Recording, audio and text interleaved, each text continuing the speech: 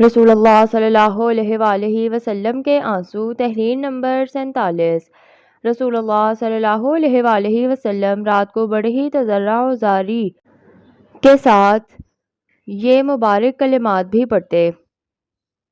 حضرت ابن عباس رضی اللہ تعالیٰ عنہ روایت کرتے ہیں کہ جب رسول اللہ صلی اللہ علیہ وآلہ وسلم رات کو تہجد پڑھنے کے لیے اٹھتے تو رسول اللہ صلی اللہ علیہ وآلہ وسلم یہ الفاظ بھی پڑھتے جو سراپا اثر اور روحانیت میں ڈوبے ہوئے ہیں۔ اللہم لک الحمد انت قیم السماوات والارض ومن فیہن ولک الحمد لک ملک السماوات والارض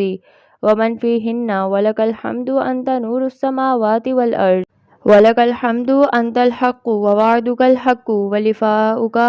حق وقولک حق والجنۃ حق والنار حق والنبیون حق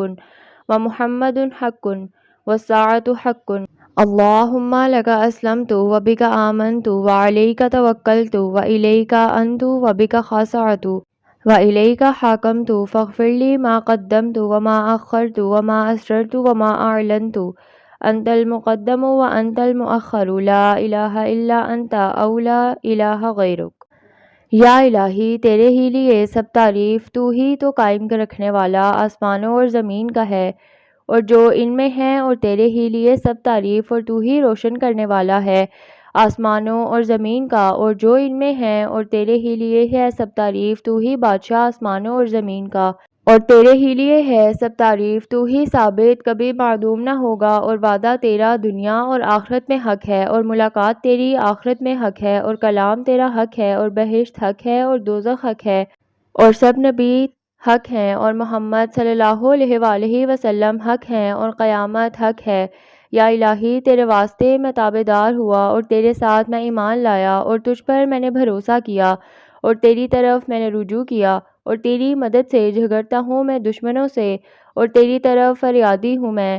پس بخش میرے لیے وہ گناہ کہ آگے کیے میں نے اور وہ گناہ کہ پیچھے ہوں مجھ سے، اور جو پوشیدہ کیے میں نے اور وہ گناہ کہ تو ان کو مجھ سے زیادہ جانتا ہے۔ تو ہی آگے کرنے والا اور پیچھے ڈالنے والا، معبود صرف تو ہی ہے اور نہیں کوئی معبود سوائے تیرے۔ نوٹ: مقام فکر ہے کہ وہ پاک ہستی کہ جس کے دامن اقدس میں کوئی گناہ ہے ہی نہیں اور جس کو اللہ تعالیٰ یہ بشارت بھی کئی بار دے چکے ہیں کہ ہم نے آپ کے پچھلے تمام گناہ معاف کر دیے، وہ راتوں کو اٹھ کر کیسے گڑ گڑا کر آنسو بہا کر خدا سے بخشش مانگتے ہیں، اور ہم جو سر سے پاؤں تک گناہوں سے بھرے ہوئے ہیں، ہماری آنکھیں کبھی اس کے خوف سے نہیں روئیں۔ رات کا رونا اور نماز پڑھنا ایک طرف، آج امت فرضی نمازوں سے بھی باغی ہے۔